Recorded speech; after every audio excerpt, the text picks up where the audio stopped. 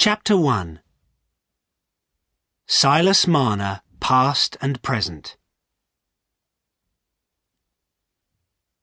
In the early years of the 19th century, strange-looking little men were often seen on the country roads, usually with a heavy bag on their shoulders. They were linen weavers, taking the linen they had woven to the women in the villages. Unlike the strong, healthy country people, they were small and thin, with tired white faces, bent backs, and round shoulders. They were often short-sighted too, because they had to look so closely at their work. To the villagers, the weavers looked almost foreign, and quite frightening. Where did they come from? Was it the devil who sent them? Who were their parents? How could you trust a man if you didn't know his father or mother? Country people used to be very suspicious of all strangers and travellers. They were also suspicious of clever people, people who could do something they themselves had not learnt to do. That is why the linen weavers, who often moved from towns to live and work in the country, were considered strangers all their lives by their neighbours, and were sometimes very lonely as a result. Silas Marner was one of these weavers. He lived in a small cottage near the village of Raveloe. Every day he worked at his loom in the cottage. The small boys of Raveloe had never heard the sound of a loom before, and sometimes they used to run up to his house to look quickly in at the window. If Silas noticed them, he lifted his short-sighted eyes from the loom to stare at the boys. There was something terrible about his stare, which made the boys run away at once, screaming with fear. The villagers believed that Silas had an almost devilish power, which he could use to harm them if he wanted, and so they were all afraid of him. Raveloe was an important-looking village, with a fine old church and a number of large farms, but it was at least an hour away from any other village, and very few strangers visited it, which explains why the villagers' opinions were so out of date. Silas Marner had first come to Raveloe 15 years before, as a young man. He and his way of life seemed very strange to the villagers. He worked long hours at his loom, and had no friends or visitors from the village or anywhere else.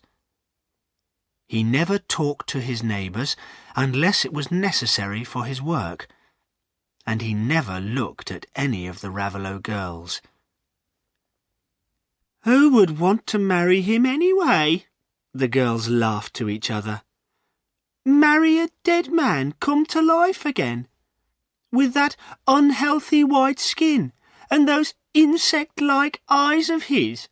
Certainly not!" One of the villagers had had a strange experience with Silas. One evening, he had discovered the weaver resting on a field gate, his eyes open but unseeing, and his body cold and hard, like a dead man's. After a few moments, Silas appeared to wake up, said "Good night," and walked away. When this was discussed in the village, some people thought that Silas had had a fit, but others, like Mr. Macy, the church clerk, refused to accept a medical explanation. "No, he isn't ill, that weaver," said old Mr. Macy, shaking his head knowingly. "If he had a fit, he'd fall down, wouldn't he? I think his soul flies out of his body sometimes, And that's why he looks so strange. He doesn't come to church, does he? And how does he know so much about medicines? You all remember how he made Sally Oates better, when the doctor himself could do no more for her? That's the devil's work, believe me. However, the housewives needed Silas to weave their linen, and they could find nothing wrong with his work. The years passed, and Raveloe villagers did not change their opinion of the weaver. At the end of 15 years, they said exactly the same things about him, but they believed them more strongly. They also said that he had saved up a lot of money since he had come to Raveloe. Silas had come from a large town to the north of Raveloe. Here he had lived a very different life. Because he was one of a large number of weavers, he was not considered strange, and he belonged to an enthusiastic religious group. They met every Sunday at the chapel in Light Street. Once, at a chapel meeting, Silas had become unconscious and had sat without moving, hearing or seeing for over an hour. This experience made him specially interesting to the rest of the group. "We should not call this strange unconsciousness a fit," the minister, Mr. Paston, told them. "No, it's much more than that. In that moment, when he is absent from us, our young friend Silas's soul is open to a possible message from God. I believe he has been chosen by God." Silas's best friend at chapel was William Dane, a serious young man who was, some people thought, a little too sure of his own goodness and cleverness. Silas, however, could see no fault in him, and trusted his friend completely. They remained good friends when Silas became engaged to a young woman, Sarah, who belonged to the same chapel. In fact, Silas was delighted that Sarah did not mind if William joined them sometimes on their Sunday walks. Strangely, when Silas had his fit at the chapel meeting, William was the only one who disagreed with the minister. "To me, it looks more like the devil's work than God's," William had said. "Look deep into yourself, friend Silas. Is there any evil hiding in your soul?" Silas was hurt that his friend doubted him, and he began to be worried, too, about Sarah. She seemed to be showing signs of dislike towards him, but when he asked her about it, she did not give him any answer. At that time, one of the chapel leaders was dangerously ill, and because he had no family, some of the young men offered to sit with him at night. One night, Silas was sitting alone at the old man's bedside. Time seemed to pass slowly in the quiet, dark room, but suddenly he realized that the man was no longer breathing. He was dead. Strange, thought Silas. His body's cold. He's been dead for some time. Why didn't I notice? Perhaps I've had another fit. And it's already 4 o'clock in the morning. Why hasn't William come? He promised he'd come at 2 o'clock. He hurried out of the house to call the doctor and the minister, and then went to work as usual, still wondering why William had not arrived. But that evening, after work, William came to his room with the minister. They were both looking very serious. "You must come to the chapel at once," said Mr. Paston. "But why?" asked Silas, looking unhappily at them. "You will hear when you get there," was the only answer. Then, in the chapel, Silas stood alone, in front of all the people who were once his friends. The room was silent. There was a pocket knife in the minister's hand. "Where did you leave this knife?" he asked. Silas was trembling at this strange question. "I don't remember," he answered. "Silas, Silas, you must confess," cried the minister. "Tell us the truth. This knife, your knife, was found at the dead man's bedside, and the bag of church money, which I saw there myself only yesterday, has gone." Silas did not speak for a moment. Then he said, "God knows I did not steal the money. Search my room. You won't find the money. I'm not a thief." "You were the only one in our dead friend's house last night when the money was stolen," said Mr. Paston. "William tells us he was suddenly ill, which prevented him from coming to take your place. We will search your room." And when they went to Silas's room, William found the missing bag, now empty, under Silas's bed. "Silas, my friend," cried William, "confess your crime to us now. Send the devil away from your soul." Silas turned to the man he had always trusted. "William, in the 9 years since we've been friends, have I ever told you a lie? But God will prove the truth." As he looked at William, he suddenly remembered something and reddened. He said in a trembling voice, "The knife wasn't in my pocket last night." "I don't know what you mean," replied William coldly. In the strange little world of the Light Street Chapel, they did not believe in the law or judges. They thought only God knew the answers. So they agreed to draw lots to decide what had happened. They all went down on their knees to ask for God's help in finding the truth. Silas knelt with them, sure that God would prove his honesty. There was silence as the minister took one of the papers out of the covered box. "The lots say that Silas Marner has stolen the money," he said. "You will leave the chapel, Silas Marner, and you will not be accepted back until you confess your crime." Silas listened in horror.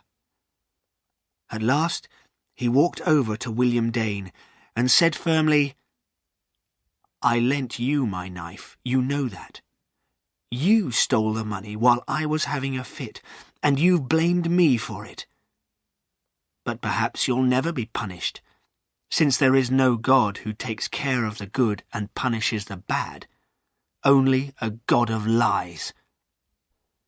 "You hear, my friends?" said William, smiling sadly. "This is the voice of the devil speaking." Silas went home. The next day he sat alone for the whole day, too miserable to do anything. On the second day, the minister came to tell him that Sarah had decided she could not marry him. Only a month later, Sarah married William Dane, and soon afterwards, Silas Marner left the town. At Raveloe, Silas shut himself away in his cottage. He did not want to think about the disaster he had experienced. He could not understand why God had refused to help him. But now that his trust in God and his friends had been broken, he did not feel strong enough to build up that trust again in a new church and with new friends. From now on, he would live in a dark, loveless, hopeless world. All that was left to him was his weaving, and he sat at his loom 7 days a week, working all the daylight hours. In the town he had earned less, and had given much of his money to the chapel for the old, the poor, and the sick. But now he began to earn more than ever before, and there was no reason for him to give away any of it. He was often paid for his linen in gold. He discovered that he liked holding the shining coins in his hand and looking at their bright faces. In his childhood, Silas had been taught by his mother to make simple medicines from wild flowers and plants. One day he saw the shoemaker's wife, Sally Oates, sitting at her cottage door, and he realized she had all the signs of the illness which had killed his mother. He felt sorry for Sally, and although he knew he could not prevent her dying, he prepared some medicine for her which made her feel much better. The villagers considered this a good example of Silas's strange, frightening power, but as it had worked for Sally, they started visiting Silas to ask for help with their own illnesses. But Silas was too honest to take their money and give them useless medicine. He knew he had no special power, and so he sent them away. The villagers believed he was refusing to help them, and they were angry with him. They blamed him for accidents that happened to them and deaths in the village. So poor Silas's kindness to Sally did not help him make friends in Raveloe. But little by little, the piles of gold coins in his cottage grew higher. The harder he worked, the less he spent on himself. He counted the coins into piles of 10 and wanted to see them grow into a square and then into a larger square. He was delighted with every new coin, but it made him want another. His gold became a habit, a delight, a reason for living, almost a religion. He began to think the coins were his friends, who made the cottage less lonely for him. But it was only at night, when he had finished his work, that he spent time with them. He kept them in 2 bags under the floorboards near the loom. Like a thirsty man who needs a drink, he took them out every evening to look at them, feel them, and count them. The coins shone in the firelight, and Silas loved every one of them. When he looked at his loom, he thought fondly of the half-earned gold in the work he was doing, and he looked forward to the years ahead of him, the countless days of weaving and the growing piles of gold.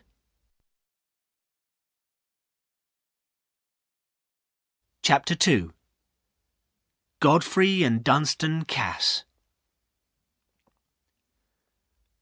The most important person in Raveloe was Squire Cass, a gentleman farmer who lived with his 3 sons in the handsome red house opposite the church, and owned a number of farms outside the village. His wife had died many years before. One dark November evening, 15 years after Silas Marner had first arrived in Raveloe, some of the villagers were drinking beer in the public house, the Rainbow. Old Mr. Macy, the church clerk, was remembering the squire's wife. "She was a wonderful lady," he said, shaking his grey head sadly. "Everything was always so pretty and clean at the Red House when she was alive. When she died, all those years ago, the poor squire, well, he didn't know what to do. And he's still lonely, believe me. That's why we often see him in here in the evenings. And another thing, if poor Mrs. Cass were alive today, I'm sure she'd be very disappointed with her sons. The squire should make those boys do some work, but instead he lets them stay at home and gives them money to spend on horses or gambling or women. Come, Mr. Macy, said the landlord. They're rich young gentlemen after all. You can't expect them to work on the farms like us country people. But you're right about Dunstan, Cass. He's a bad one, he is. Always borrowing money and never paying it back. Always gambling, always in trouble. He'll come to a bad end, he will. But the other two are different, said the butcher, a red-faced, smiling man. Bob Cass is still only a boy, and Mr. Godfrey, the eldest, well, I don't believe he'll be like his brother Dunstan. Just look at him. He's got an open, honest face, and he's going to inherit the squire's money and all the land. And what's more, he's going to marry Miss Nancy Lammeter. When she moves into the Red House as Mrs. Godfrey Cass, she'll make life more comfortable for all the Casses. She'll save the squire money too. The Lammeters have the best of everything in their house, but they're very careful with their money. The farrier, a small man with a sharp face, always enjoyed disagreeing with the butcher. Mr. Godfrey, marry Miss Nancy, he laughed. That's what you think. Haven't you noticed how Miss Nancy has changed towards Godfrey since last year? You remember, he was away from home for days and days. Nobody knows what he was doing, but Godfrey hasn't been the same since then. Miss Nancy isn't stupid. She won't marry a man she can't trust. The landlord always tried to prevent his customers from arguing. What you all say is very true, but let's hope that Mr. Godfrey doesn't lose his chance of marrying Miss Nancy. Meanwhile, at the Red House, Godfrey Cass was waiting for his brother in the sitting room, with a very worried expression on his handsome face. Soon the door opened, and a heavy-looking young man entered. It was Dunstan. He had clearly been drinking. "How I hate him," thought Godfrey. "Well, sir," said Dunstan unpleasantly, "you sent for me, and as you're the oldest, and you'll be the squire one day, I have to obey you. So, what do you want?" "Just listen, will you?" replied Godfrey angrily. "If you aren't too drunk to understand. You must pay me back the money I lent you last month. You know I got it from Fowler of Church Farm. He owed the money to the squire and asked me to give it to him. Now the squire is angry with Fowler for not paying, and I've got to give the money back." Dunstan came close to Godfrey and smiled in an evil way. "Well, my dear, kind brother, why don't you find the money yourself? That would be much less trouble for me." Godfrey controlled himself with difficulty.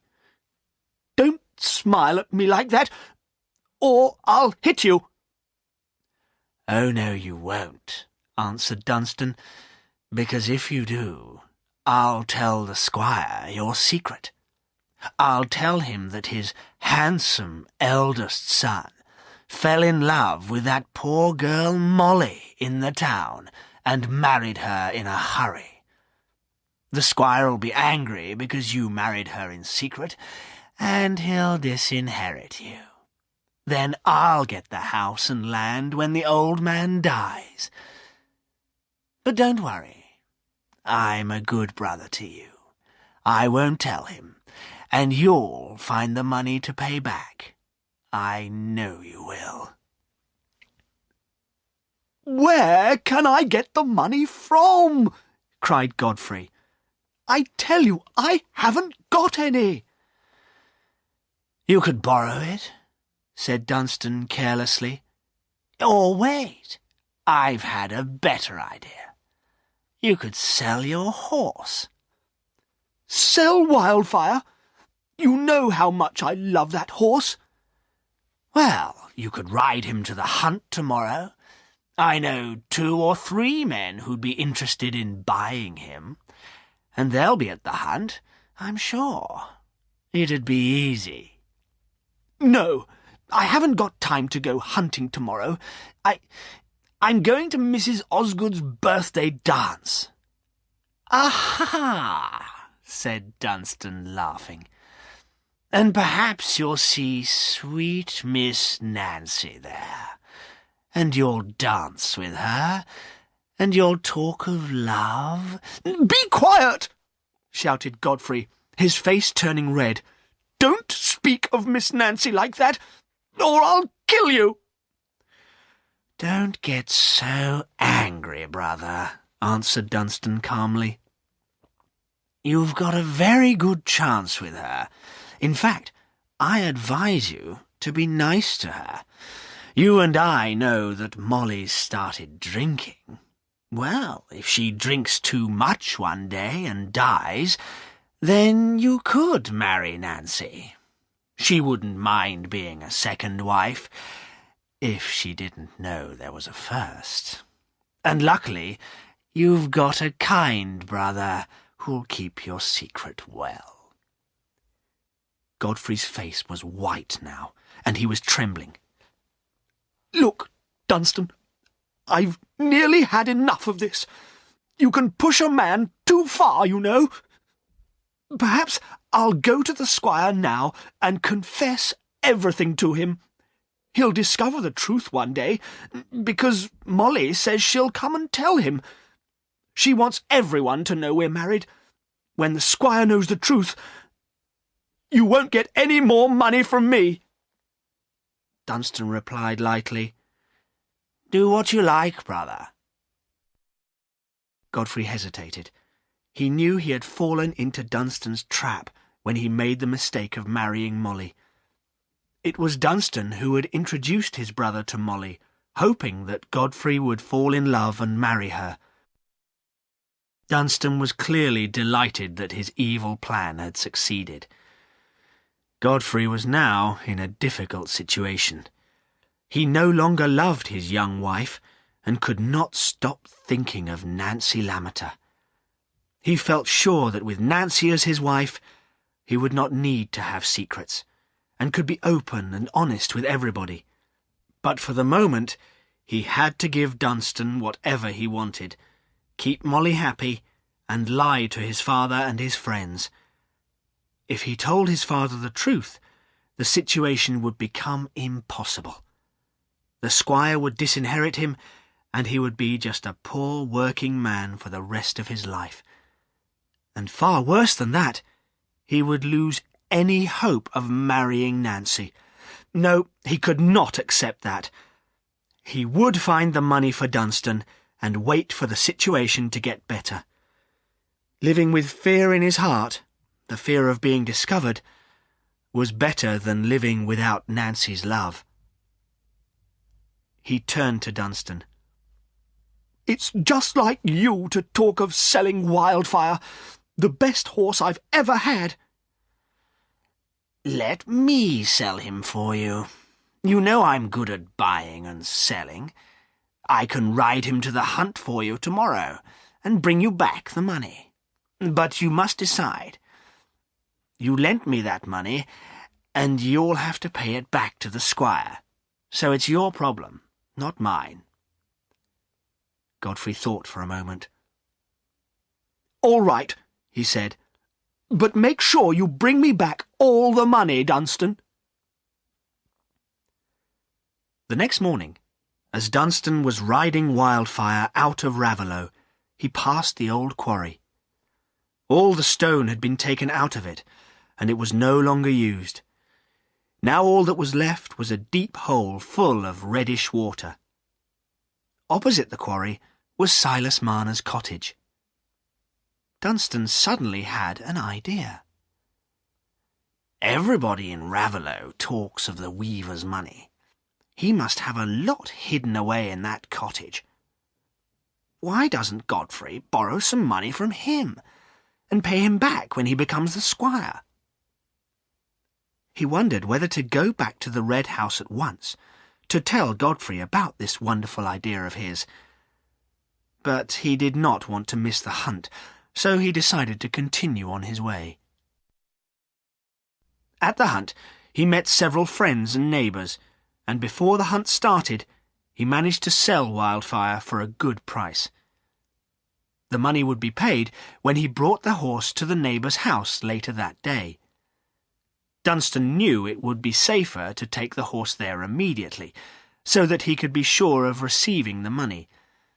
But he was confident that he could take care of Wildfire during the hunt, and so, after a glass or two of whisky, he joined the other riders in the fields. This time, however, he was not as lucky as usual, and horse and rider fell while jumping a gate. Dunstan got up, shaken but unhurt.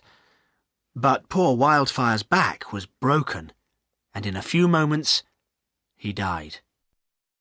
Dunstan looked around, and was glad to see that no other riders had noticed his accident. He did not want people to think he was a bad rider. He did not care much about Wildfire, because he thought he now had a much better plan to offer Godfrey. The worst thing was that he would have to walk home, something he was not at all used to doing. He drank some more whisky from the bottle he kept in his pocket and started down the country road. He kept thinking about Silas's money. There would certainly be enough for his own needs as well as Godfrey's. Dunstan thought it would be easy to frighten the weaver a little, and then Silas would quickly agree to lend his money. It was 4 o'clock in the afternoon, and the whole countryside was covered by a thick mist. Dunstan did not see anyone on his way back to Raveloe. He knew he was getting close to the old quarry, although he could not see the road in front of him. At last he saw light coming from the weaver's cottage, and he decided to knock at the door. Why not ask the old man for the money now, he thought. But when he knocked loudly, there was no reply, and when he pushed the door, it opened. Dunstan found himself in front of a bright fire, which showed every corner of the small living room. Silas Marner was not there. Dunstan was tired and cold, so he went quickly to sit by the warm fire. As he sat down, he noticed a small piece of meat cooking over the fire. It was hanging from a large door key. "So, the old man's cooking meat for his supper, is he?" thought Dunstan. "But where is he? Why is his door unlocked? Perhaps he went out to fetch some wood for the fire and fell into the quarry. Perhaps he's dead." This was an interesting new idea. And if he's dead, who inherits his money? Who would know that anybody had come to take it away? And the most important question of all, where is the money? Dunstan's excitement made him forget that the weaver could still be alive. He wanted Silas to be dead, and he wanted Silas's money. He looked round the cottage again. There was very little furniture, just a bed, the loom, 3 chairs and a table. Dunstan looked under the bed, but the money was not there. Then he noticed a place on the floor, near the loom, where the floorboards looked different. By pulling up one of the boards, he discovered Silas's hiding place. He took out the 2 heavy bags filled with gold, put the boards back, and hurried to the door. Outside, the rain was falling heavily, and he could not see anything at all. Carrying the heavy bags, he stepped forward into the darkness. Chapter 3. Where is Silas's gold? When Dunstan Cass left the cottage, Silas Marner was only 100 meters away. He was walking home from the village, where he had gone to buy what he needed for his next day's work. His legs were tired, but he felt almost happy. He was looking forward to supper time, when he would bring out his gold. Tonight he had an extra reason to hurry home. He was going to eat hot meat, which was unusual for him, and it would cost him nothing, because someone had given him a piece of meat as a present. He had left it cooking over the fire. The door key was needed to hold it safely in place, but Silas was not at all worried about leaving his gold in the cottage with the door unlocked. He could not imagine that a thief would find his way through the mist, rain, and darkness to the little cottage by the quarry. When he reached his cottage and opened the door, he did not notice that anything was different. He threw off his wet coat and pushed the meat closer to the fire. As soon as he was warm again, he began to think about his gold. It seemed a long time to wait until after supper, when he usually brought out the coins to look at. So he decided to bring out his gold immediately, while the meat was still cooking. But when he took up the floorboards near the loom and saw the empty hole, he did not understand at once. His heart beat violently as his trembling hands felt all around the hole. There was nothing there. He put his hands to his head and tried to think. Had he put his gold in a different place and forgotten about it? He searched every corner of his small cottage until he could not pretend to himself any more. He had to accept the truth. His gold had been stolen. He gave a wild, desperate scream and stood still for a moment. Then he turned towards his loom and almost fell into the seat where he always worked. He touched the loom to make sure it too had not been stolen. Now he was beginning to think more clearly. A thief has been here. If I can find him, he'll have to give back my gold. But I was only away for a short time, and there's no sign of anyone entering the cottage. He wondered whether it was really a thief who had taken his money, or whether it was the same cruel God who had already destroyed his happiness once. But Silas preferred to suspect a thief, who would perhaps return the money. He began to think it must be Jem Rodney, a local poacher, who had known about Silas's money and who sometimes visited the cottage. Silas felt stronger now that he thought he knew the thief. "I must go and tell the squire and the police," he said to himself. "They'll make Jem give me back the money." So he hurried out in the rain without a coat and ran towards the Rainbow. He thought he would find the most important people in Raveloe at the public house, but in fact most of them were at Mrs. Osgood's birthday dance.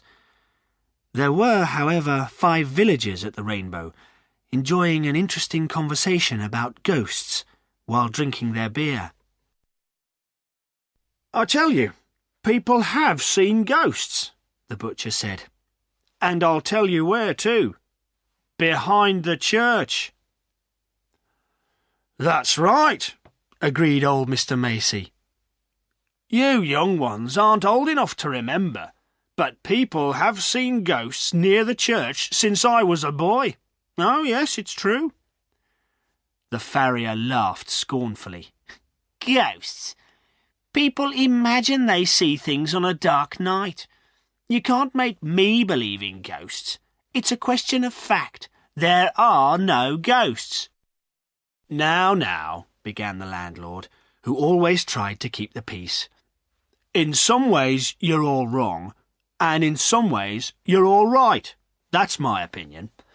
There are ghosts, and there aren't. Well, that's what people say. And..." Just then, Silas's white face appeared suddenly in the doorway. He had run all the way from his cottage, so he could not speak for a moment. He stared silently at the men with his strange, staring eyes, looking exactly like a ghost.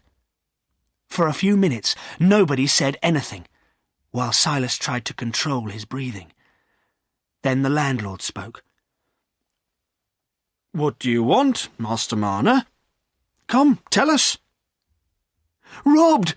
cried Silas, suddenly able to speak. "I've been robbed! I want the police and the squire." He waved his arms wildly as he spoke. "Hold him, Jem," said the landlord to the poacher, who was sitting near the door. "I think he's gone mad."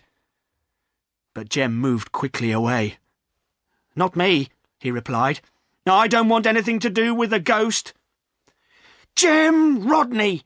cried Silas, turning and staring at the man he suspected.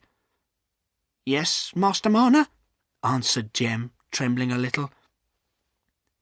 "If it was you who stole my money," said Silas, going close to Jem, "just give it back to me, and I won't tell the police. Please, just give it back." "Stole your money?" cried Jem angrily. "I'll throw this glass at you if you accuse me of stealing your money."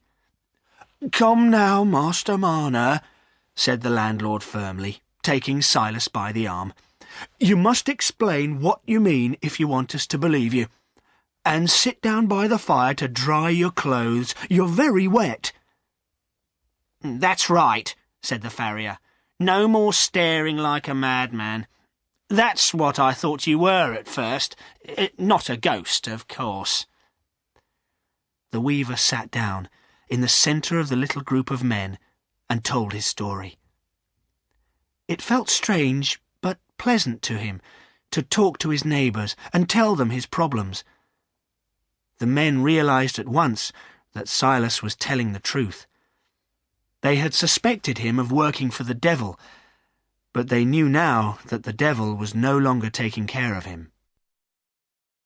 "Well, Master Marner," said the landlord in the end, "you mustn't accuse poor Jem. He sometimes steals a chicken, we all know that, but he's been sitting here drinking with us all evening, so he's not the thief." "That's right," said old Mr. Macey. "You can't accuse someone who hasn't done anything wrong, Master Marner." These words brought the past back to Silas, and he remembered standing in front of his accusers in the Light Street chapel. He went up to Jem.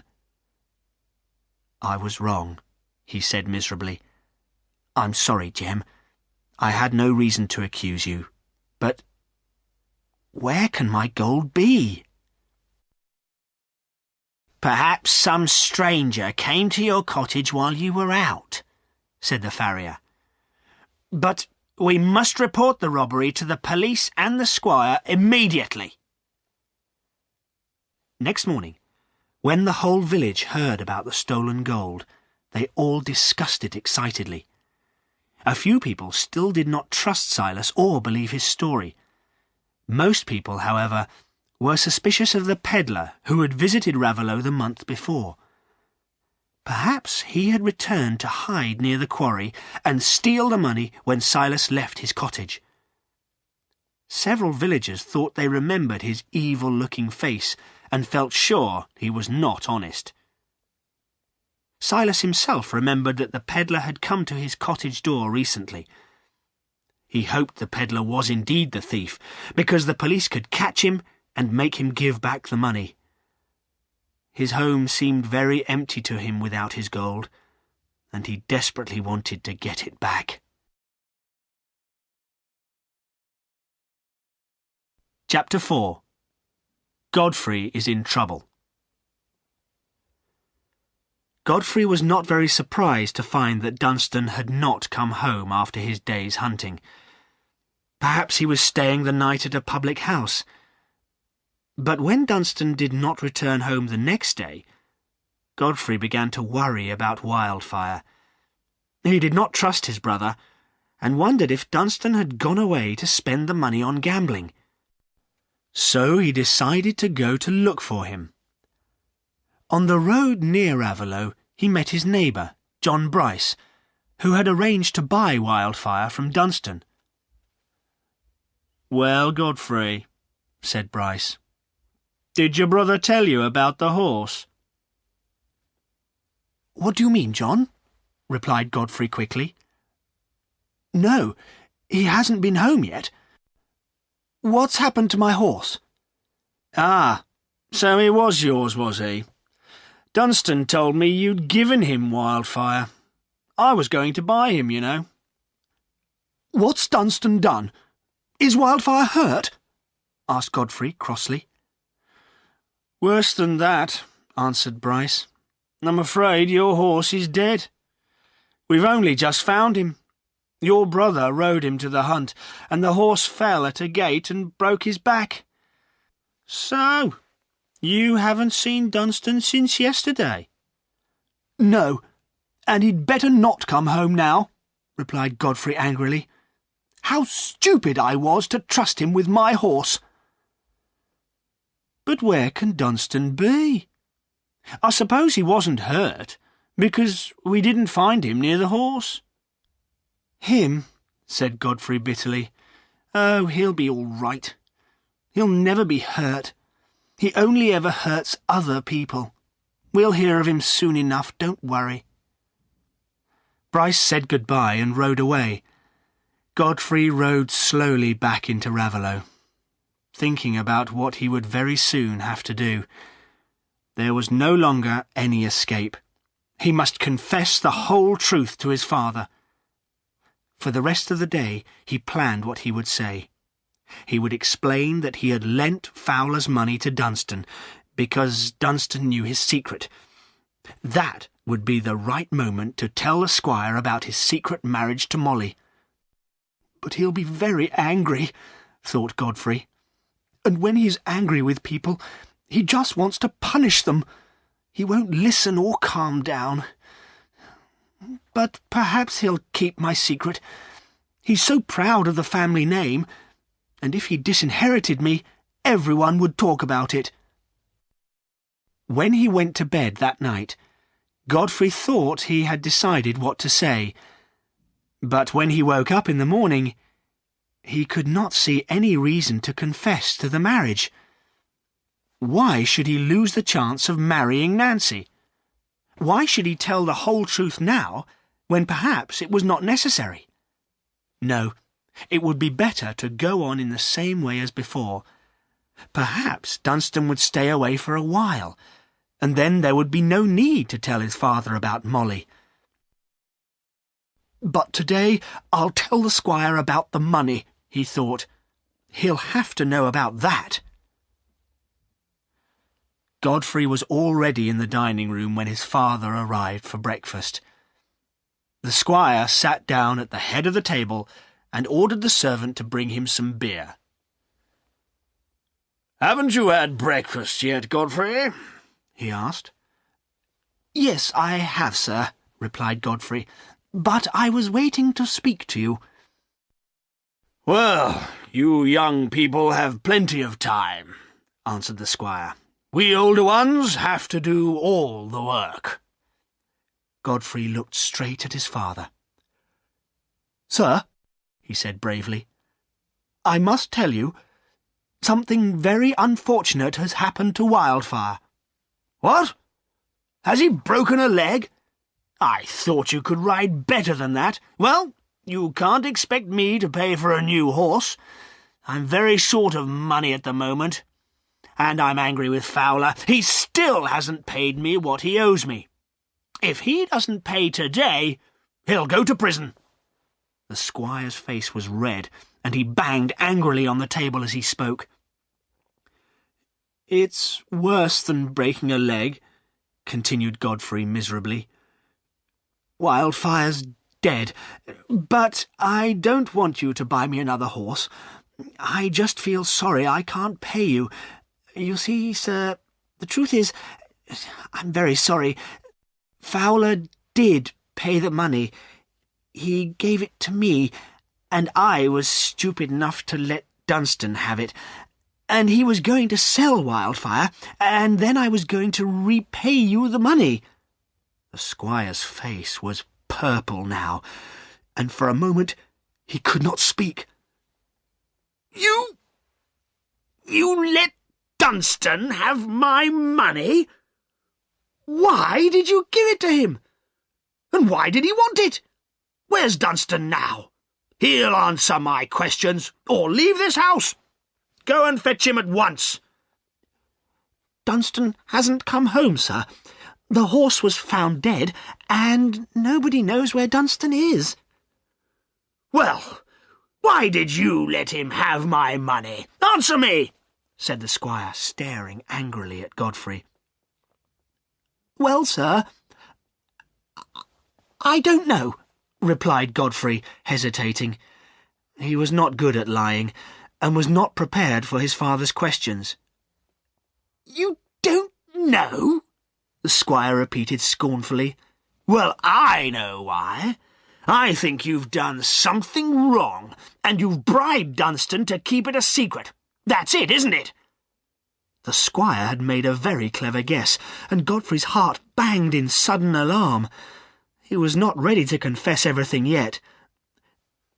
Well, sir, he said, trying to speak carelessly, it was just a little business between Dunstan and me.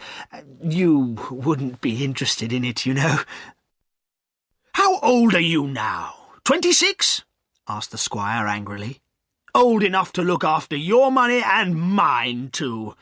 I've been much too generous to you boys, but I'm going to be harder on you all from now on. You've got a weak character, Godfrey, like your poor mother. I think you need a wife who knows what she wants, because you can't decide anything by yourself. When you were thinking of marrying Nancy Lammeter, I agreed, didn't I? Have you asked her or not? She hasn't refused to marry you, has she? No, I haven't asked her, said Godfrey, feeling very hot and uncomfortable. But I don't think she'll accept me. Don't be stupid, Godfrey, said the squire with a scornful laugh. Any woman would want to marry into our family. Do you want to marry her? There's no other woman I want to marry, said Godfrey, avoiding his father's eyes. Well, then, let me speak to her father for you, since you aren't brave enough to do it yourself.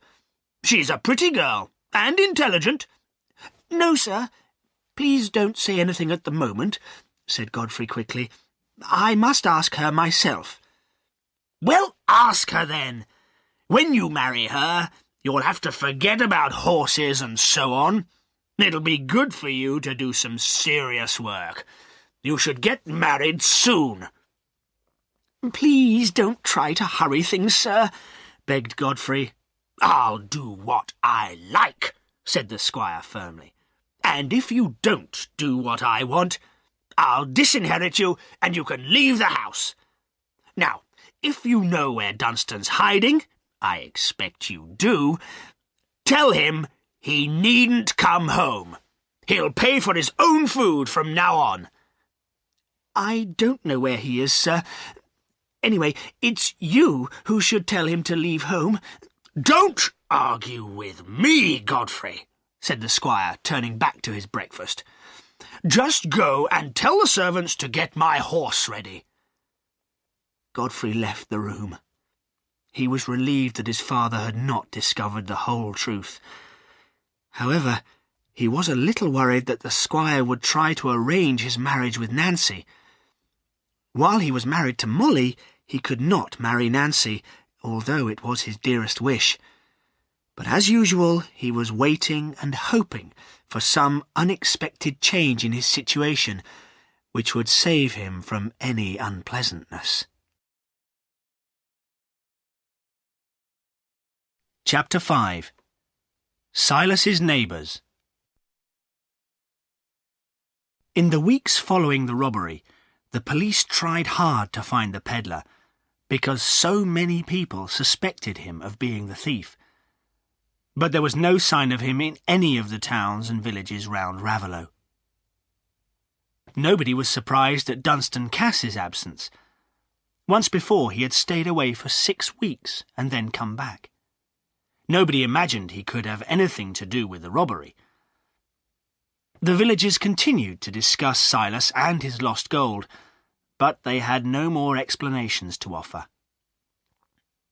Silas himself still had his loom and his work, so he went on weaving.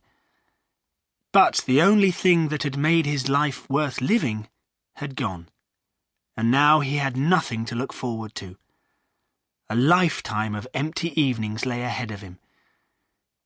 He did not enjoy thinking of the money he would earn, because it reminded him of the money he had lost. As he sat weaving, he sometimes used to moan quietly to himself, and in the evenings, as he sat alone in front of the fire, he used to put his head in his hands and moan again. But this disaster had one good result. Little by little, Silas's neighbours realised it was wrong to be suspicious of him.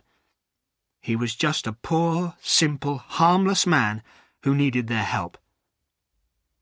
They showed their new opinion of him in many different ways. Some of the women, who were baking cakes and preparing meat for Christmas, brought him presents of food. Some of the men, who had nothing to give him, stopped him in the village to ask about his health, or visited him to discuss the robbery. They often finished their conversation by saying cheerfully, "Now you're the same as the rest of us. We're poor too. Cheer up, Master Marner. If you get ill and can't work any more, the squire'll give you food, and your neighbours will take care of you." This did not make Silas feel better, but he realised it was meant kindly. Old Mr. Macey, the church clerk, came to the cottage one day to explain how his opinion of the weaver had changed. "You see, Master Marner," he said in his high old voice, "I used to think you worked for the devil. You've always looked strange, you know, but now I'm sure you're not evil. Just a little bit crazy. That's what I tell the neighbours." He stopped to give Silas time to reply, but the weaver did not speak. He was sitting with his head in his hands as usual. He knew that the old man was trying to be kind, but he was too miserable to show any interest. "Come, Master Marner, what's your answer to that?" asked Mr. Macey, a little impatiently. "Oh," said Silas, slowly lifting his head. "Thank you. Thank you for your kindness."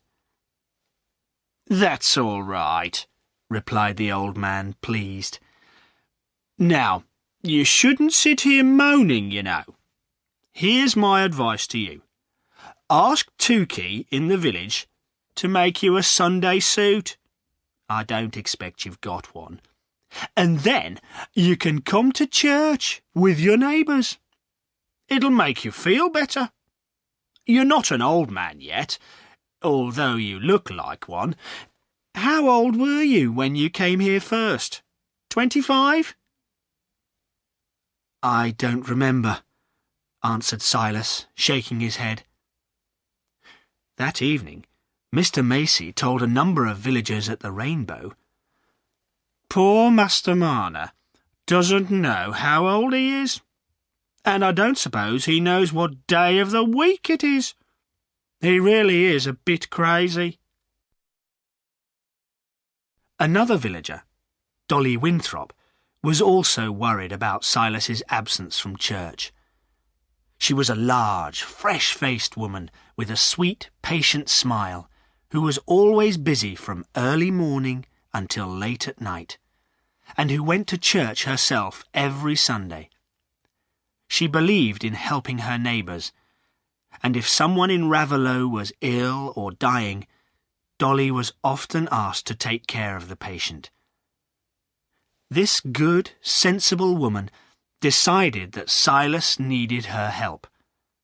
So, one Sunday afternoon, she took her son Aaron, a pretty little boy of 7, to visit the weaver. As they came closer to the cottage, they heard the sound of the loom. "Oh dear! Working on a Sunday? That's bad. said Mrs. Winthrop sadly. She had to knock loudly on the door before Silas heard. He said nothing, but opened the door to let them in, and Dolly sat down in an armchair. "I was baking yesterday, Master Marner," she said, "and I've brought you some of my cakes. Here they are." "Thank you," replied Silas, taking the little bag of cakes Dolly was holding out to him. Aaron was hiding behind his mother's chair, in childish fear of the weaver. "You didn't hear the church bells this morning, perhaps, Master Marner?" Dolly asked gently. "This cottage is a long way from the village." "Yes, I heard them," answered Silas. For him, Sunday bells did not mean anything. There had been no bells at the Light Street Chapel. "Oh," said Dolly. But do you have to work on a Sunday? You could make Sunday different from the other days, you know, by washing yourself, and cooking a little piece of meat, and going to church. And, Master Marner, Christmas Day will be here soon. If you put on your best clothes and go to church and see the flowers and hear the singing, you'll feel much better. You'll know there is someone you can trust." Dolly did not usually talk so much, but the matter seemed extremely important to her. No, Silas replied. "I don't know anything about church. I've never been to church." "Never been?" repeated Dolly. "Were there no churches in the town you were born in?" "Oh, yes," said Silas. "There were a lot of churches. It was a big town, you see. But I only ever went to chapel." Dolly did not understand this word, but was afraid of asking any more questions in case chapel meant something evil. After considering carefully for a moment, she said, "Well, Master Marner, it's never too late to start going to church. It's very pleasant listening to the singing and the good words. If we go to church, then when trouble comes, someone will take care of us. And if we do our best, then I believe someone will help us when we need help." Dolly's explanation of her simple religion did not seem at all clear to Silas, but he did understand that she was asking him to go to church. He did not want to agree to that. Just then, young Aaron came out from behind his mother's chair, and Silas offered him one of Dolly's cakes. "Oh, Aaron," said his mother, "you're always eating. No, don't give him any more, Master Marner. But he can sing a song for you. I'm sure you'll like it. It's a beautiful Christmas carol. Come, Aaron, let's hear it." Little Aaron stood up straight and sang his carol in a clear, sweet voice. Dolly listened with delight, hoping that the carol would help to persuade Silas to come to church. "You see, Master Marner," she said when Aaron had finished, "that's Christmas music. The Christmas Day service is wonderful, with all the voices and the music. I hope you'll be there with us. And remember, if you feel ill, I'll be happy to come and cook or clean for you. But I beg you, please stop weaving on Sundays. It's bad for soul and body, I'm sure. We must go now. Goodbye, Master Marner." "Thank you, and goodbye," said Silas, as he opened the door for them. He could not help feeling relieved when she had gone. Now he could weave and moan as much as he liked. Mr. Macey and Dolly had tried hard to persuade Silas to go to church, but in the end he spent Christmas Day alone in his cottage, looking out at the cold grey sky. In the evening, snow began to fall, and he felt more distant and separate from his neighbours than ever. He sat in his robbed home, moaning miserably to himself, not noticing that his fire was no longer burning and that he was getting cold. But in Raveloe, the church bells were ringing, and the church was fuller than all through the rest of the year. It was a special day for everybody, and after the service they all hurried home in the biting cold to eat and drink with their families. At the Red House, nobody spoke of Dunstan's absence. The village doctor, Dr. Kimball, and his wife were guests there for Christmas lunch, and the day passed happily. The servants, however, were already preparing for the New Year's Eve dance, which Squire Cass gave every year. It was the best party of the year, and guests used to come from miles around. Godfrey was looking forward to this year's party more than usual, but he was still worried. "What if Dunstan returns?" he thought. "He'll tell the squire about my secret marriage, and Molly's asking for more money. I'll have to sell something for cash. But on New Year's Eve, I can forget everything for an evening and sit with Nancy and look into her eyes and dance with her."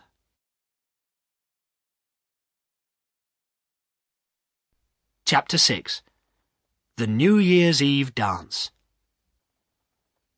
On December the 31st it was snowing and very cold. All day there were ladies and gentlemen arriving at the Red House. Godfrey Cass was waiting at the door for the only guest he cared about, Nancy Lammeter.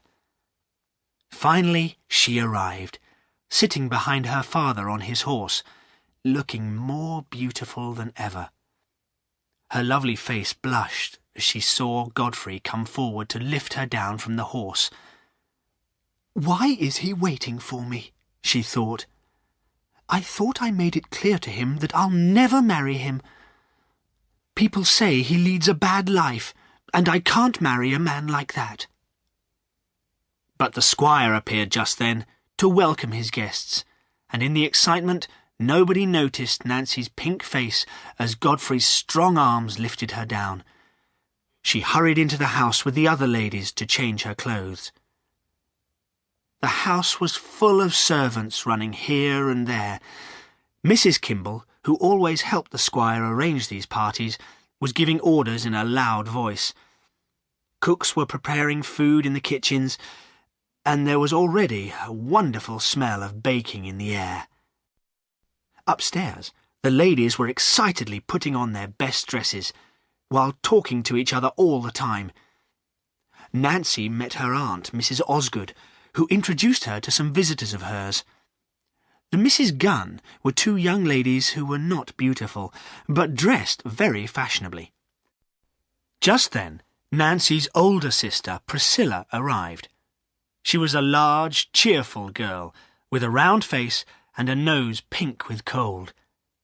As they were changing their clothes, Priscilla said to Mrs. Osgood, "Look at our dresses, Aunt. Of course, Nancy looks beautiful in hers, but this colour makes me look yellow.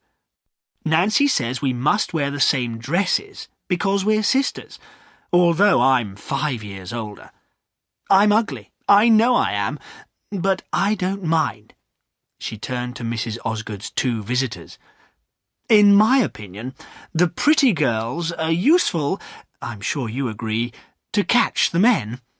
I don't think men are worth worrying about.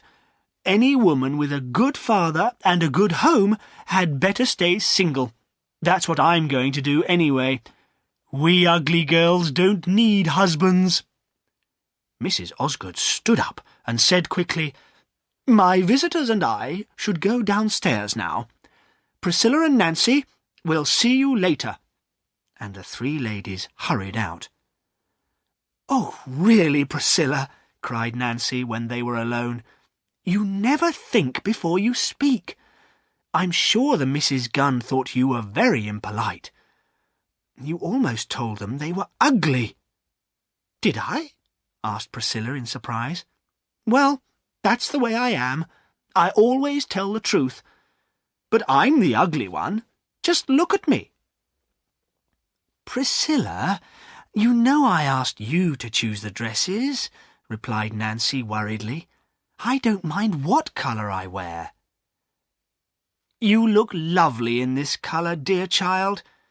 You know you always have whatever you want in the end, although you never give orders or shout about it. I'm looking forward to seeing you married. It'll be fun watching you make your husband do exactly what you want." "Don't say that," answered Nancy, blushing. "You know I'm never going to get married." Priscilla laughed. "I'm the one who'll stay single. And if you don't like Godfrey Cass, well, there are plenty of other young men. Come, let's go downstairs now." Although Priscilla was right in saying she was not good-looking, she was very popular among her neighbours because she was so cheerful and sensible.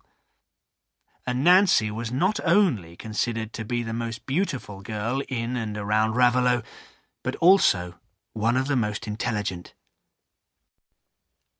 Seats at the dining table had been kept for the Lammeter sisters. Priscilla was taken to sit between her father and the squire. Nancy felt herself blushing again as Godfrey Cass came to lead her to a seat between himself and the vicar, Mr. Crackenthorpe.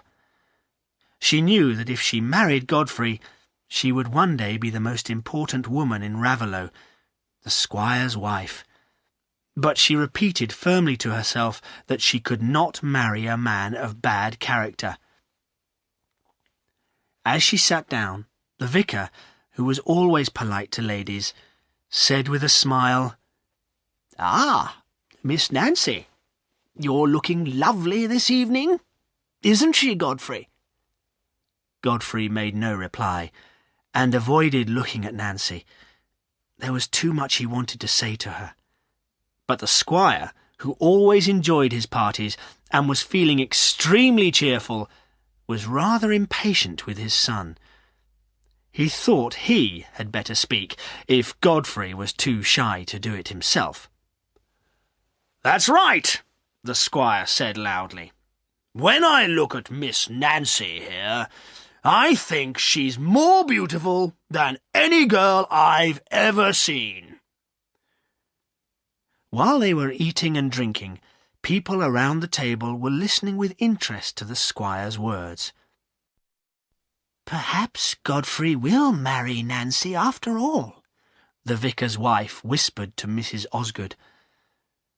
Mr. Lammeter's back was very straight as he looked across the table at his daughter. He was a serious, careful gentleman who considered the Lammeters a better family than the Casses. He had already decided that Godfrey must change his way of life before Nancy could possibly marry him. Just then, Dr. Kimball called across the table. "Miss Nancy, will you save a dance for me?" "Come, come, Kimball," said the squire. "Let the young ones enjoy themselves. My son Godfrey'll be angry if you take Miss Nancy away. I expect he's asked her for the first dance already. Haven't you, Godfrey?" Godfrey was feeling very uncomfortable by now. Turning to Nancy, he said as lightly as possible, "I haven't asked her yet, but I hope she'll agree, if nobody's asked her." "No, I haven't accepted anyone else," replied Nancy quietly, with a blush. "So, will you please have the first dance with me?" asked Godfrey, beginning to feel better. She had not refused him. "I will," answered Nancy coldly. She was still sure she would not marry him, but she wanted to remain polite. "Ah, well, you're a lucky man, Godfrey," said Dr. Kimball with a laugh.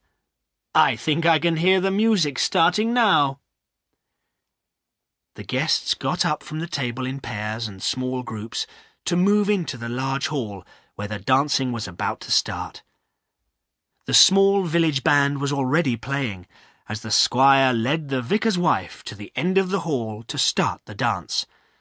They were followed by Godfrey and Nancy and the other ladies and gentlemen.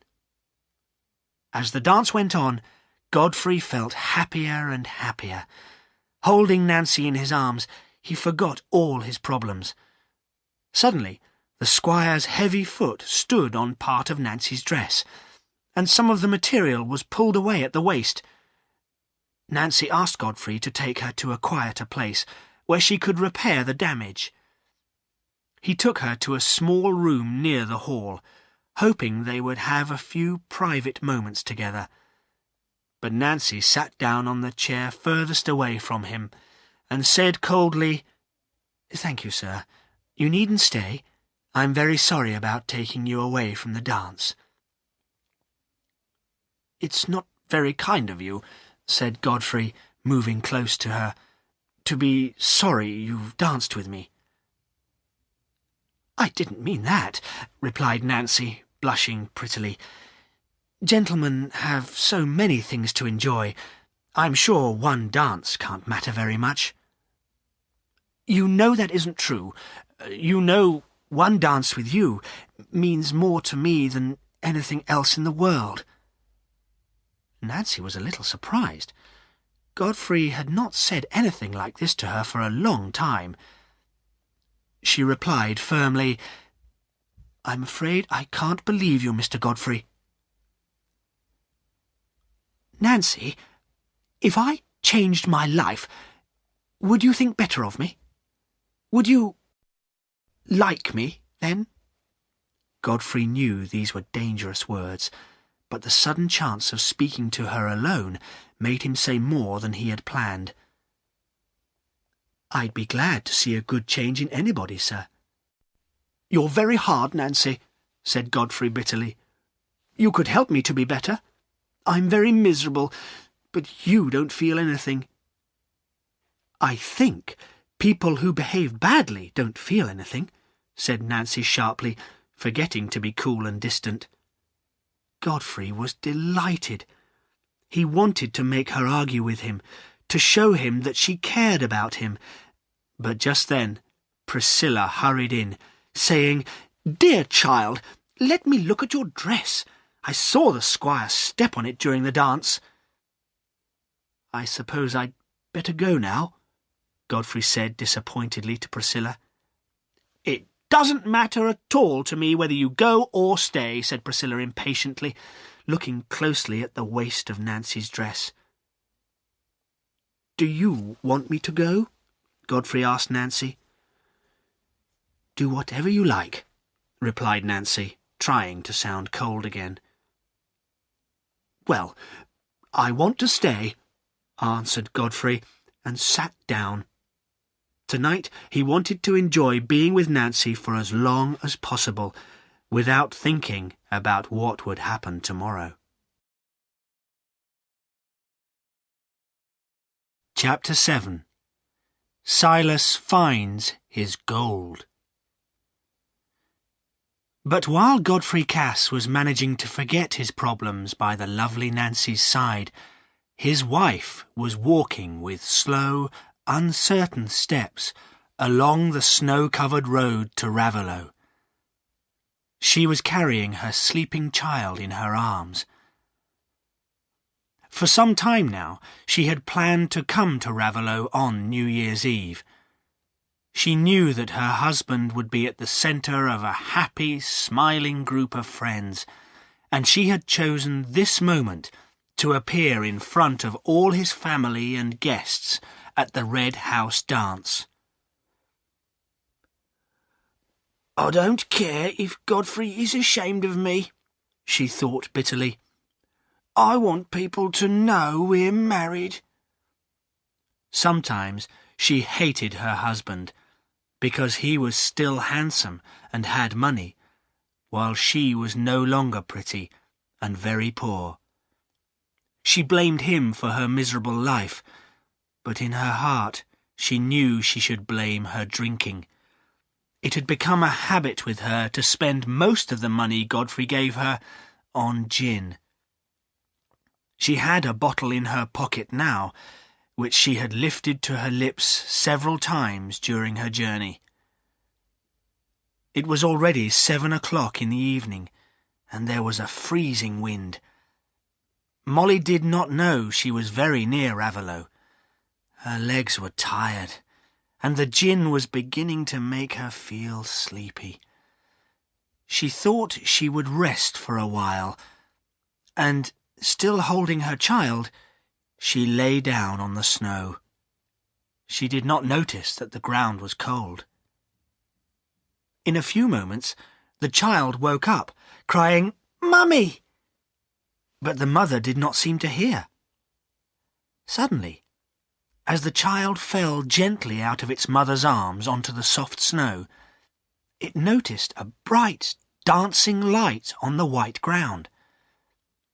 Interested, the child stood up to see where the brightness came from, and followed the light to an open door, the door of Silas Marner's cottage. The little one toddled right in through the door and sat down by the bright fire. After a few minutes, the child felt pleasantly warm and fell asleep. But where was Silas while this was happening? In the evenings, he sometimes used to open his door and look out. He had some idea that his money would come back, or that someone would come with information about the thief. Tonight was New Year's Eve, and the villagers had told him to stay awake until midnight, because it would bring him good luck if he saw the beginning of the new year. So tonight he was more restless than usual. He opened his door several times during the evening and stared out. But he saw and heard nothing in the silent, freezing night. The last time, as he was standing at the door, he had one of his fits, and stood there completely unconscious, holding the door open. When he became conscious again, he closed the door and turned back to the fire. But when his short-sighted eyes looked at the floor in front of the fire, he seemed to see gold there. Gold! His own gold! Taken and then brought back to him in the same strange way. His heart beat excitedly, and for a few moments he was unable to move. At last he reached out his hand to touch the gold, but instead of hard metal coins, his fingers felt soft, warm curls. With great surprise, Silas fell on his knees to look at this wonderful thing. It was a sleeping child. Was he dreaming? Could it be his little sister, who had died when he was a child himself? If it wasn't a dream, how had the child entered the cottage? But thinking of his sister made him remember the past and his life at the Light Street Chapel. He wondered if this child was some kind of message from his past, sent perhaps by the God he had once trusted. Just then the child woke up and began to cry. Silas held it in his arms and spoke softly to quieten it. He remembered that he had made some porridge earlier and gave a little to the child to eat. She stopped crying and lifted her blue eyes with a smile to Silas's face as she ate. But then she pulled at her wet shoes, trying to take them off, and Silas suddenly realized she had come to the cottage through the snow. So he picked her up and went to the door. As he opened it and went out into the dark, the child cried, "Mummy!" and reached forward, almost jumping out of his arms. A few steps away, Silas found a young woman's body, half covered with snow. At the Red House, everybody was enjoying the party. Some people were still eating, while others were dancing or playing cards. Godfrey was looking forward to his next dance with Nancy.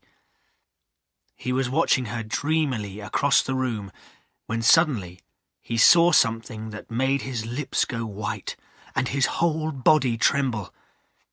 It was his own child, carried in Silas Marner's arms. The weaver had come straight into the hall where the dancing was going on. Several people turned to look at the strange figure in the doorway. The squire could not understand why Silas had come in uninvited. He stood up and asked angrily, "Marner, what are you doing here?" "I've come for the doctor," replied Silas hurriedly. "There's a woman, dead, I think, near my cottage." Godfrey had one great fear at that moment, that the woman was not dead.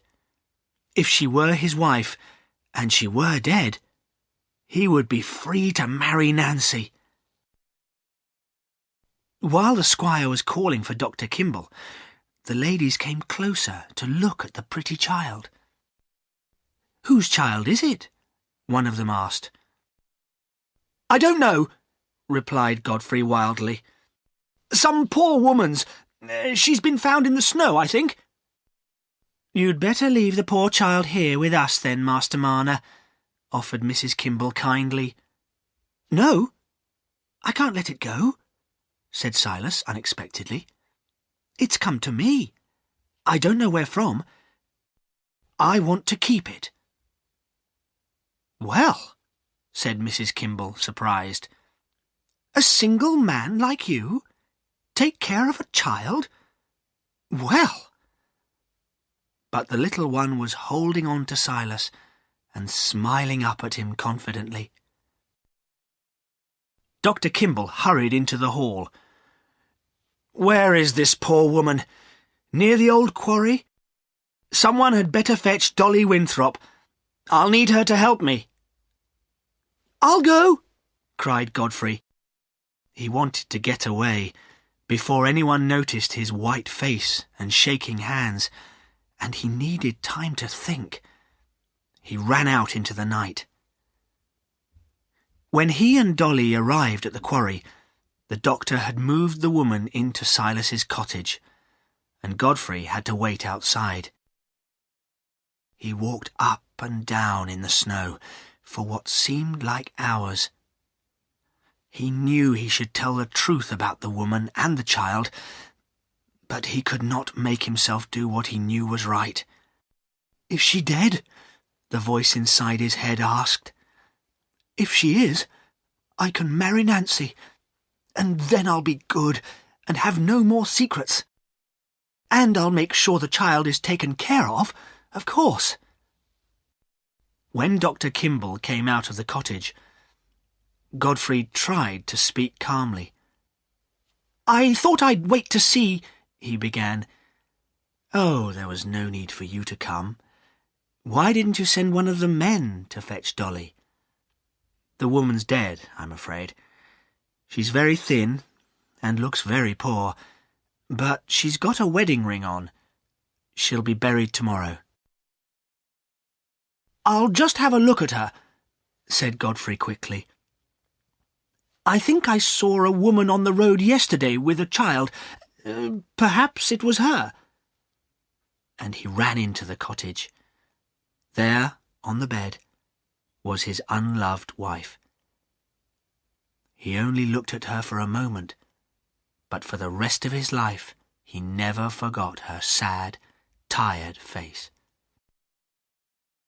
The weaver had come back with the doctor and was sitting by the fire with the child on his knees. The little one was awake, but her wide, open blue eyes looked up into Godfrey's face without recognizing him at all. The father was glad of this, but also a little sad, especially when he saw the small hand pull lovingly at the weaver's grey hair. "So, who's going to take care of the child?" Godfrey asked, pretending not to show much interest. "I am," replied Silas firmly. "The mother's dead, and I suppose the child hasn't got a father. She's alone in the world, and so am I. My money's gone, I don't know where, and she's come, I don't know where from. I don't understand it at all, but I'm going to keep her." "Poor little thing," said Godfrey. "Let me give you something for her clothes." He put his hand in his pocket and gave Silas some coins. As he walked back to the Red House, he felt very relieved. Nobody would recognize his dead wife, and soon his secret would be buried with her. Now he could talk of love to Nancy. He could promise to be a good husband to her. Only Dunstan knew about the secret marriage, and perhaps Dunstan would never come home. "What a good thing I didn't confess everything to the squire," he thought. "Now I can make Nancy and myself happy. And the child, well, it won't matter to her whether I'm her father or not." That week, the dead woman was buried in Raveloe, and the child stayed at the weaver's cottage. The villagers were very surprised that Silas had decided to keep her, but they liked him for wanting to help an orphan. The women especially were very ready to give him useful advice on taking care of children. Dolly Winthrop came every day to help Silas.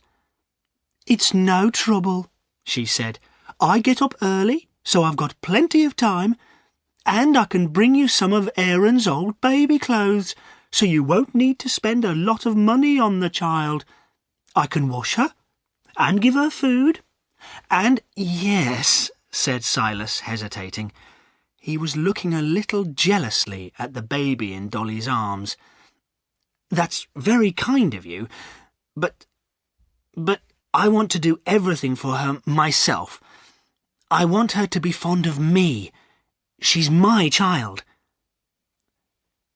"Don't worry," said Dolly gently, giving him the child.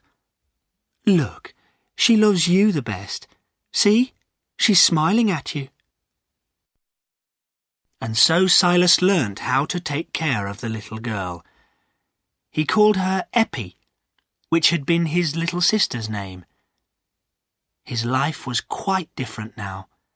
When he was working and living only for his gold, he had not been interested in the world outside his cottage, or the people he sometimes met. But now that he had another reason for living, he had to look outward. He spent hours in the fields with Eppie, happily rediscovering the plants he used to know so well. Together they visited his neighbours, who were always delighted to see him and his adopted child. His days and evenings were full, taking care of a trusting, loving child. Godfrey Cass watched the little girl growing up with great interest. During Eppie's childhood, he often gave money to Silas to spend on her, but was careful that nobody should suspect him of being her father. His life was also changing. There was a new firmness about him which everyone noticed. He was looking forward to marrying Nancy very soon. "Nancy and I will have children," he thought happily, "but I won't forget that other child." Chapter 8. Eppie has grown up. It was a bright autumn Sunday, 16 years after Silas had found Eppie in his cottage.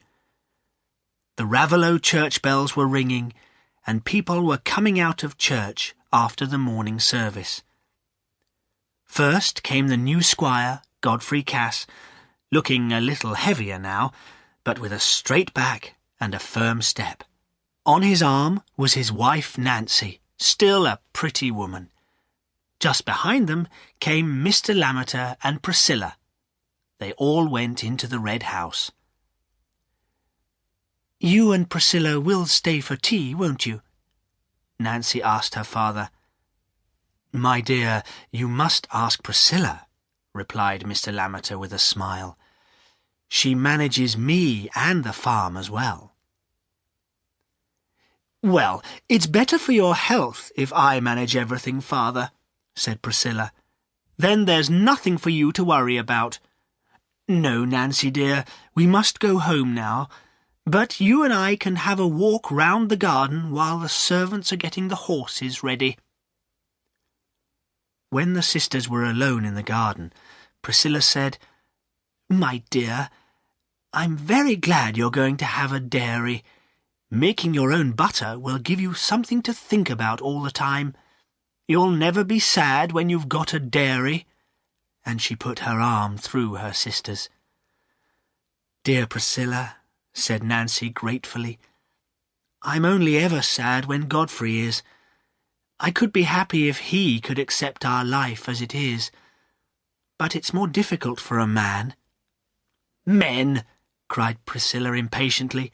"They're always wanting something new, never happy with what they've got. I'm glad I was too ugly to get married. I'm much happier with father." "Oh, Priscilla," said Nancy, "don't be angry with Godfrey.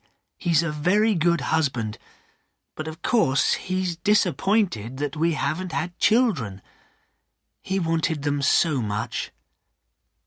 "Well, father is waiting for me. I'd better go now. Goodbye, my dear."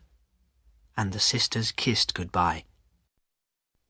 When Priscilla and her father had left, Godfrey said, "Nancy, I think I'll just go and look at some of the fields we're draining near the old quarry." "You'll be back by tea time, dear?" "Oh, yes. I'll be back in an hour." This was a habit of Godfrey's on Sunday afternoons. He enjoyed walking round the fields that belonged to him now. So Nancy often had a quiet hour at about this time, which she spent reading, or sometimes just thinking. She remembered all the little things that had happened to her, especially during her marriage in the last 15 years. The great sadness of her married life had been the death of her only baby. Like most women, she had looked forward to becoming a mother very much. But when the baby died soon after it was born, she made herself accept the fact. She did not allow herself to think about it, or to wish for anything different. Godfrey, however, had been terribly disappointed, especially when it seemed likely that Nancy could have no more children. Nancy's religion was extremely important to her. She firmly believed that people should accept whatever happened to them in life, because it was God who decided everything. But she understood how difficult it was for Godfrey to accept that their marriage would be childless. Was I right, she wondered for the 100th time, to refuse him when he said we should adopt a child? I believe that if God hasn't given us a child, it's because God doesn't want us to have one. I'm sure I'm right. But poor Godfrey, it's worse for him than for me. I've got him and the house and now the dairy to think about. But although he's always good to me, I know he's unhappy. He wants children so much. From the first moment Godfrey had spoken of adopting a child, he had mentioned Eppie's name. She had always been the child he wanted to adopt. He had no idea that Silas would rather die than lose Eppie, and he imagined that the weaver would be glad if the child were adopted by the Cass family. "After all, the girl will have a much better life with us," he told himself. "I can't be really happy if we don't have a child, and I can never tell Nancy the truth about Eppie. I'm afraid she'll hate me for it." While Nancy was sitting quietly in the red house, thinking about her husband, Silas and Eppie were sitting outside their cottage, near the quarry. They had been to church too, which they did every week, like the Casses and most of the villagers. Silas had started taking Eppie to church when she was very young, because Dolly Winthrop had persuaded him that every child should have some religious training. Because of Eppie, Silas was completely accepted in Raveloe now. Nobody thought he was strange any more. In fact, he was almost a popular figure in the village. He was older now, and could not work as hard as he used to. Recently, as he had more time to think, he had begun to remember the past and his old friends at the Light Street Chapel. He realized how his once lonely life had changed since Eppie had come to him. Now he had friends and trusted people and was happy.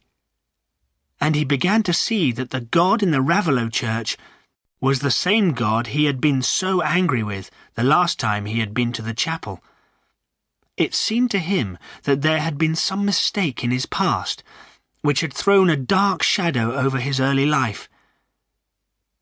Perhaps now he would never know whether Mr. Paston, the chapel minister, still thought he was guilty of stealing, and he would never discover why the drawing of the lots had seemed to prove his guilt. But there must be a God of goodness in this world, he thought, because he sent Eppie to me. I must just trust and believe that he is right. He had told Eppie how her mother had died in the snow, and he had given her the dead woman's wedding ring. Eppie was not at all interested in who her real father was, as she thought she had the best father in the world already. At the moment, she was sitting close to Silas outside their door in the sunshine. Neither of them had spoken for a while. "Father," she said gently, "if I get married, do you think I should wear my mother's ring?" "Oh, Eppie," said Silas, surprised. "Are you thinking of getting married, then?" "Well, Aaron was talking to me about it," replied Eppie, blushing. "You know he's nearly 24 now, and is earning good money, and he'd like to marry soon."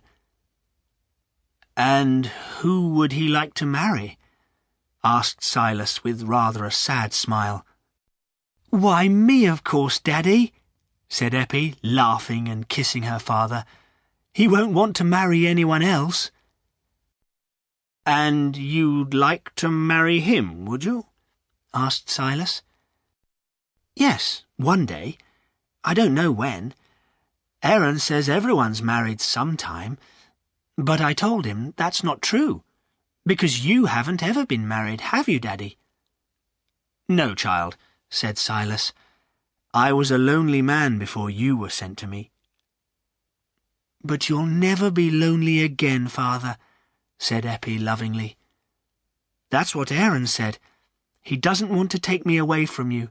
He wants us all to live together, and he'll do all the work. And you needn't work at all, Father. He'll be like a son to you."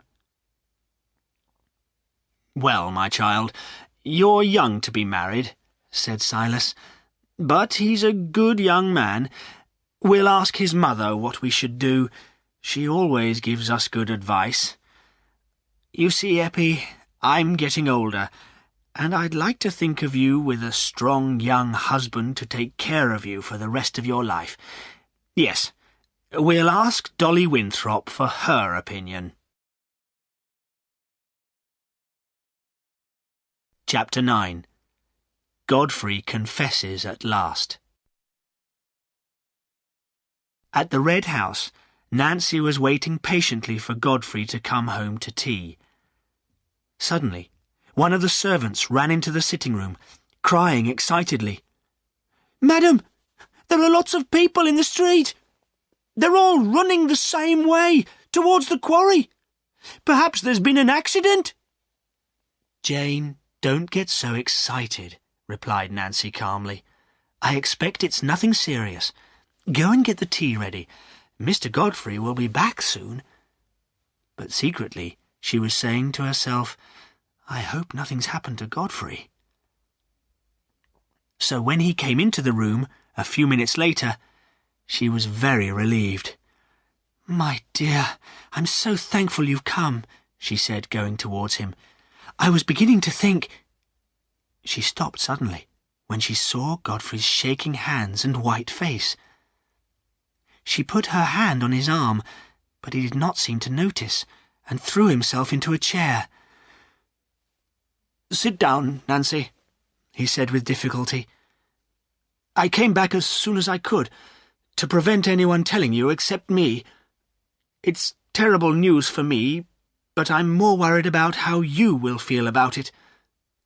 "It isn't Father or Priscilla?" said Nancy, trying to control her trembling lips. "No, it's nobody living," said Godfrey. "It's Dunstan, my brother, who left home 16 years ago and never came back. We found him, found his body, all that's left of it, in the old quarry." Nancy felt calmer now. That was not terrible news.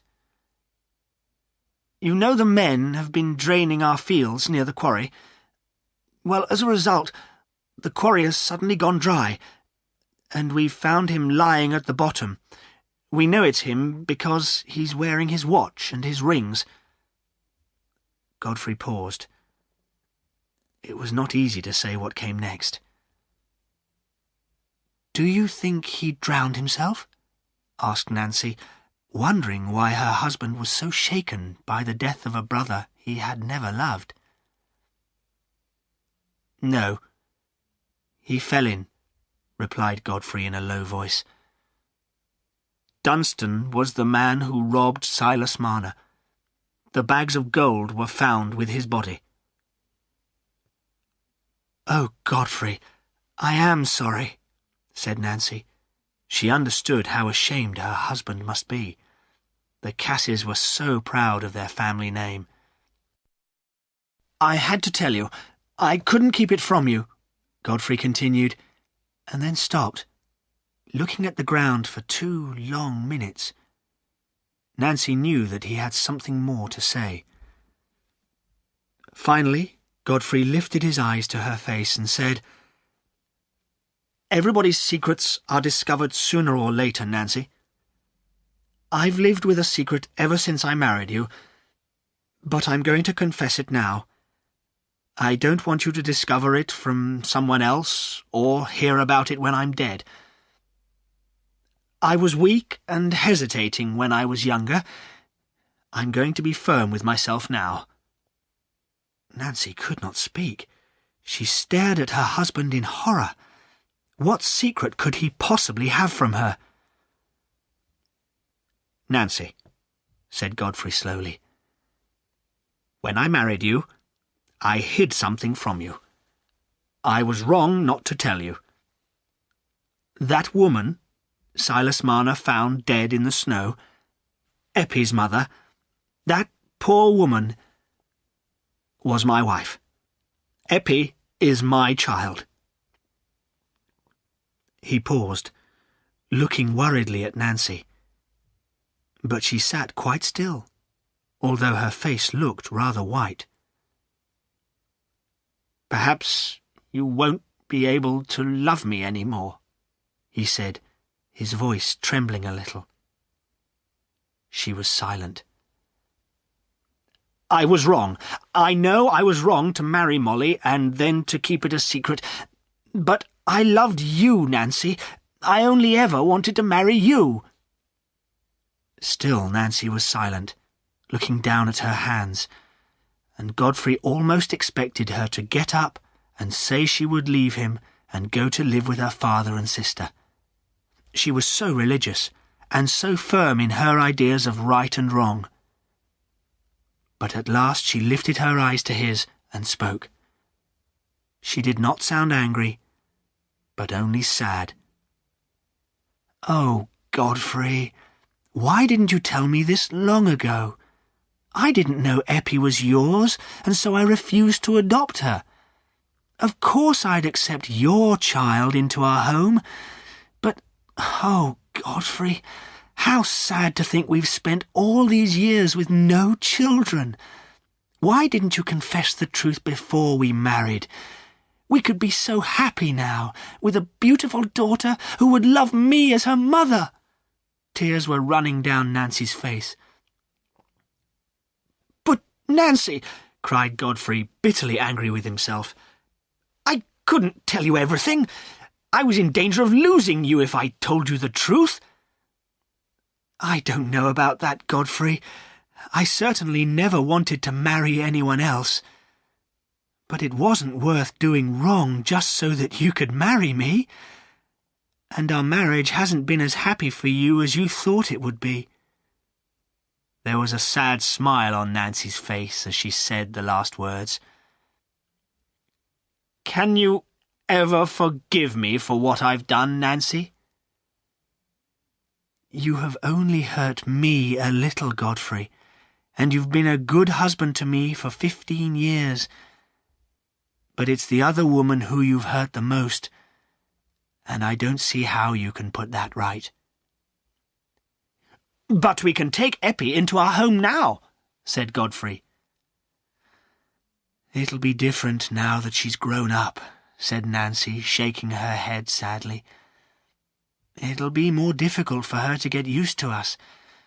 But it's our duty to take care of your child, and I'll ask God to make her love me. Then we'll go to the weaver's cottage tonight, said Godfrey, and talk to Marner and Eppie about it. Chapter 10. Eppie has to decide. That evening, Silas was resting in his chair near the fire after the excitement of the day. Eppie was sitting close to him, holding both his hands, and on the table was Silas's lost gold. He had put the coins in piles, as he used to. You see, that's all I ever did in the long evenings before you came to me, he was telling Eppie. Just count my gold. I was only half alive in those days. What a good thing the money was taken away from me. I was killing myself with working all day and counting money half the night. It wasn't a healthy life. And when you came, with your yellow curls, I thought you were the gold. And then, when I began to love you, I didn't want my gold any more. He stopped talking for a moment and looked at the money. The gold doesn't mean anything to me now. But perhaps, if I ever lost you, Eppie, if you ever went away from me, I'd need my gold again. I'd feel lonely then, and I'd think God had forgotten me, and perhaps I'd go back to my bad old habits. There were tears in Eppie's beautiful eyes, but she did not have time to answer Silas, as just then there was a knock on the door. When she opened it, Mr. and Mrs. Godfrey Cass came in. "Good evening, my dear," said Nancy, taking Eppie's hand gently. "We're sorry to come so late." "Well, Marner," said Godfrey as he and Nancy sat down, "I'm glad you've got your money back, and I'm very sorry it was one of my family who stole it from you. Whatever I can do for you, I will, to repay what I owe you, and I owe you a lot, Marner." Silas was always uncomfortable with important people like the young squire. "You don't owe me anything, sir. You've already been very kind to me, and that money on the table is more than most working people can save in their whole life. Eppie and I don't need very much." Godfrey was impatient to explain why they had come. "Yes, you've done well these last 16 years, Marner, taking care of Eppie here. She looks pretty and healthy, but not very strong. Don't you think she should be a lady, not a working woman? Now, Mrs. Cass and I, you know, have no children, and we'd like to adopt a daughter to live with us in our beautiful home and enjoy all the good things we're used to. In fact, we'd like to have Eppie. I'm sure you'd be glad to see her become a lady, and of course, we'd make sure you have everything you need. And Eppie will come to see you very often, I expect. Godfrey did not find it easy to say what he felt, and as a result his words were not chosen sensitively. Silas was hurt and afraid. His whole body trembled as he said quietly to Eppie after a moment, "I won't stand in your way, my child. Thank Mr. and Mrs. Cass. It's very kind of them." Eppie stepped forward. She was blushing, but held her head high. "Thank you, sir and madam, but I can't leave my father, and I don't want to be a lady, thank you." She went back to Silas's chair and put an arm round his neck, brushing the tears from her eyes. Godfrey was extremely annoyed. He wanted to do what he thought was his duty, and adopting Eppie would make him feel much less guilty about his past. "But Eppie, you must agree," he cried. "You are my daughter. Marner, Eppie's my own child. Her mother was my wife." Eppie's face went white. Silas, who had been relieved by hearing Eppie's answer to Godfrey, now felt angry. "Then, sir," he answered bitterly, "why didn't you confess this 16 years ago, before I began to love her? Why do you come to take her away now, when it's like taking the heart out of my body? God gave her to me because you turned your back on her, and he considers her mine." "I know I was wrong, and I'm sorry," said Godfrey. "But be sensible, Marner. She'll be very near you, and will often come to see you. She'll feel just the same towards you." "Just the same," said Silas, more bitterly than ever. "How can she feel the same? We're used to spending all our time together. We need each other." Godfrey thought the weaver was being very selfish. "I think, Marner," he said firmly, "that you should consider what's best for Eppie. You shouldn't stand in her way when she could have a better life. I'm sorry, but I think it's my duty to take care of my own daughter." Silas was silent for a moment. He was worried that perhaps Godfrey was right, and that it was selfish of him to keep Eppie. At last he made himself bring out the difficult words. "All right. I'll say no more. Speak to the child. I won't prevent her from going." Godfrey and Nancy were relieved to hear this, and thought that Eppie would now agree. "Eppie, my dear," said Godfrey, "although I haven't been a good father to you so far, I want to do my best for you now, and my wife will be the best of mothers to you." "I've always wanted a daughter, my dear," added Nancy in her gentle voice. But Eppie did not come forward this time. She stood by Silas's side, holding his hand in hers, and spoke almost coldly. "Thank you, sir and madam, for your kind offer, but I wouldn't be happy if I left father. He'd have nobody if I weren't here. Nobody shall ever come between him and me." "But you must make sure, Eppie," said Silas worriedly, "that you won't be sorry if you decide to stay with poor people. You could have a much better life at the Red House." "I'll never be sorry, father," said Eppie firmly. "I don't want to be rich, if I can't live with the people I know and love." Nancy thought she could help to persuade Eppie. "What you say is natural, my dear child," she said kindly. "But there's a duty you owe to your lawful father. If he opens his home to you, you shouldn't turn your back on him." "But I can't think of any home except this one," cried Eppie, tears running down her face. "I've only ever known one father, and I've promised to marry a working man who'll live with us and help me take care of father." Godfrey looked at Nancy. "Let's go," he said to her bitterly in a low voice. "We won't talk of this any more," said Nancy, getting up. "We just want the best for you, Eppie, my dear, and you too, Marner. Good night." Nancy and Godfrey left the cottage and walked home in the moonlight. When they reached home, Godfrey dropped into a chair. Nancy stood near him, waiting for him to speak. After a few moments, he looked up at her and took her hand.